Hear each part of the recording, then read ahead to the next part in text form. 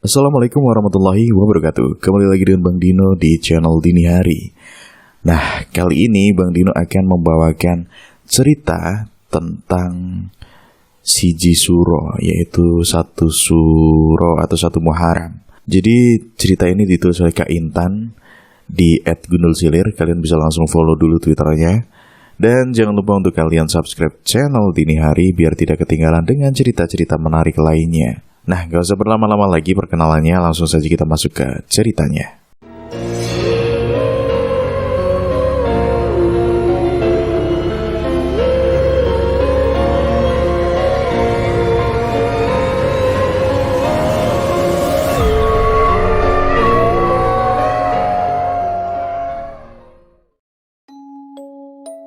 Tepat malam satu suro beberapa tahun lalu, aku bersama kelima temanku, Heru, Andri, Nando, Kumar, dan Nisa, mengunjungi Keraton Solo.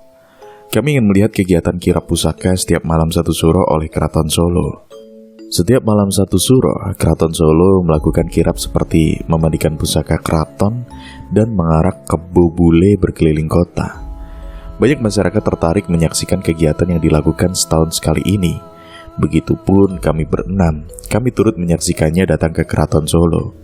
Setelah melihat kirap keliling, kami masih ingin melanjutkan malam bersama, sekedar berkeliling kota Solo atau sepedaan di alun-alun kota. Nisa yang paling bersemangat waktu itu, karena tidak ada tujuan, aku memberi saran berziarah ke makam Pak Harto atau mantan Presiden RI. Makam Pak Harto berada di daerah Gunung Lawu. Mereka berlima menyetujui saranku. Pukul 1 dini hari, kami berangkat dari kota Solo ke Matesih atau makam Pak Harto. Di tengah perjalanan, kami dikagetkan dengan segerombolan pemuda yang membahayakan semua pengendara kendaraan bermotor. Para pemuda itu mengayunkan sebatang bambu pada pengendara yang lewat. Ada mobil yang berhenti dan memilih untuk putar balik. Saat melewati mereka, terlihat seorang pemuda tergeletak di jalan. Entah apa sebabnya, kami juga tidak tahu, karena tidak berhenti menanyakannya. Kurang lebih 1 jam perjalanan, sekitar jam 2 dini hari, kami sampai di lokasi makam Pangeran Sambernyowo yang letaknya di bawah makam Pak Harto. Kami istirahat sejenak sebelum naik ke makam, sekedar ngopi dan sebat selah untuk menghangatkan badan dari udara malam yang dingin. Setelah istirahat, kami mulai naik ke makam dengan akses tangga yang tinggi. Jumlah anak tangganya ratusan, dan di setiap anak tangga terdapat beberapa patung kecil di kiri dan kanan tangga. Entah perasaan kita atau bagaimana, seolah mata patung-patung ini seperti memperhatikan kita. Di sepanjang jalan naik, dibuat beberapa pos untuk istirahat para peziarah, supaya bisa istirahat saat lelah naik atau turun. Di pos pertama, ada sebuah musola kecil. Kami pun berhenti untuk wudhu terlebih dahulu. Di musola itu, kami bertemu beberapa peziarah yang menginap. Saat aku, Heru, dan Andri berada di tempat wudhu, dari jauh Nisa melihat sesosok pocong yang melayang di atas kita bertiga yang sedang berwudhu. Awalnya, hanya nampak seperti kain putih terbang. Lama-lama terlihat jelas bentuk pocong. Nisa ingin berteriak pada kami, namun suaranya tidak bisa keluar. Dia hanya diam membisu, menahan rasa takutnya. Sebenarnya Nisa tidak memiliki kepekaan melihat makhluk halus.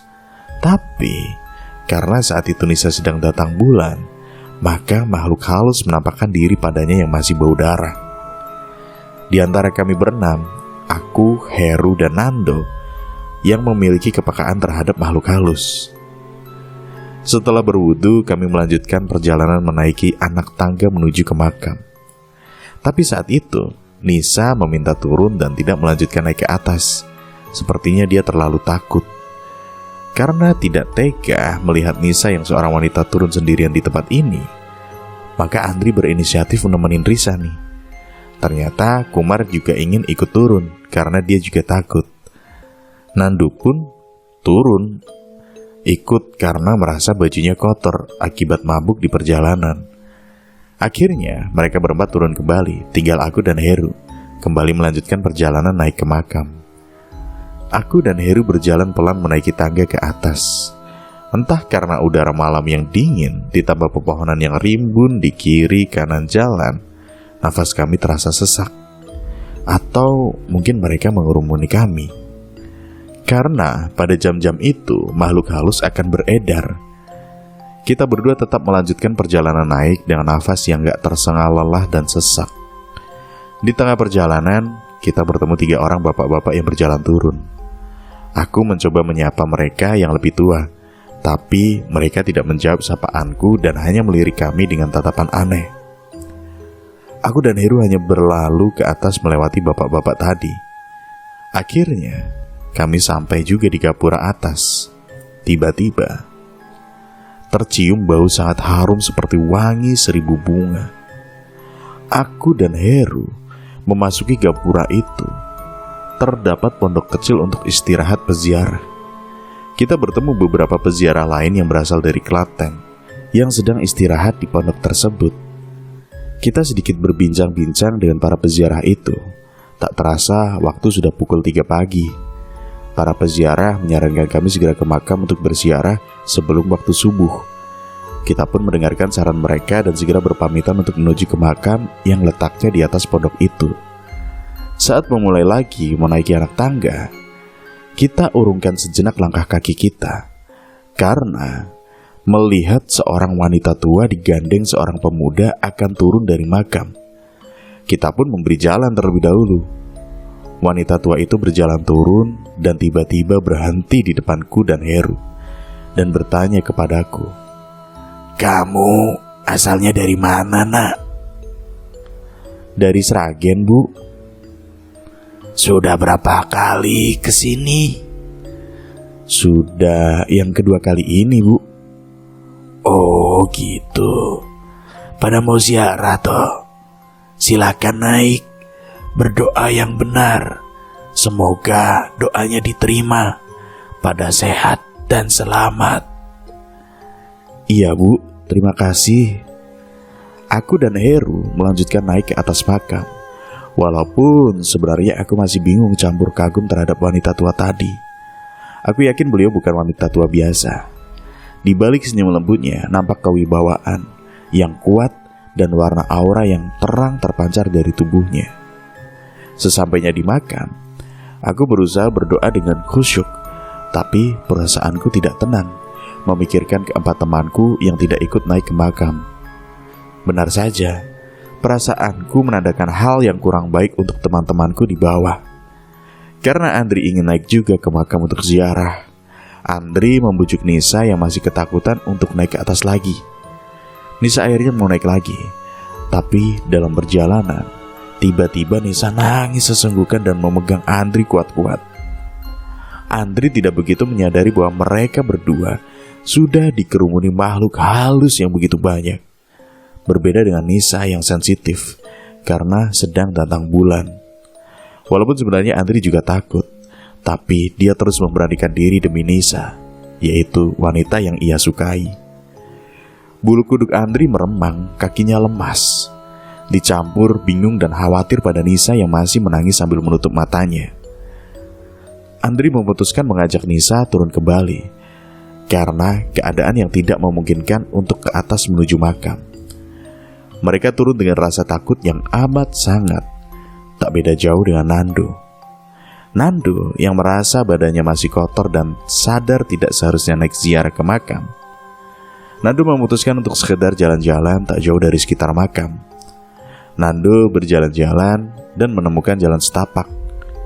Karena penasaran, dia mengikuti jalan setapak tadi dan menemukan gerbang putih yang sudah tertutup semak serta tanaman rambat.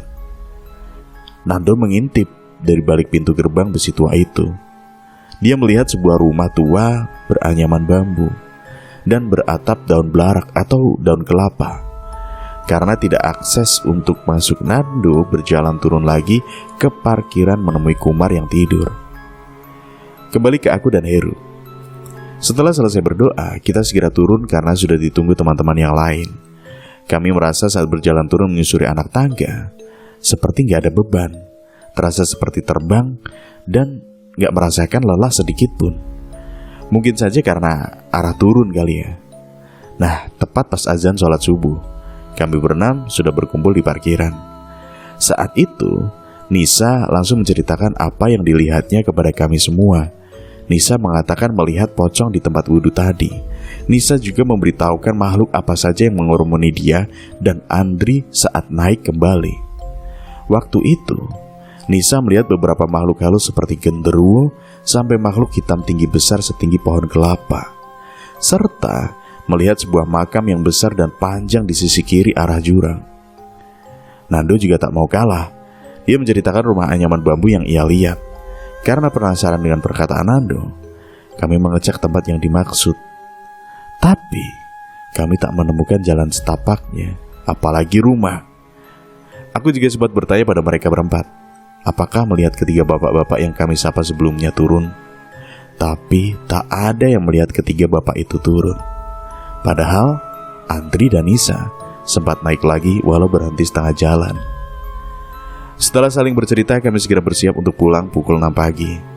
Kami memutuskan tidak jadi ke makam Pak Harto karena petugas penjaga makamnya belum datang, sehingga kami tidak bisa masuk. Kami semua pulang dengan selamat dan rasa penasaran dengan banyak kejadian di makam. Malam hari setelah dari makam, kami berenam bermimpi yang sama.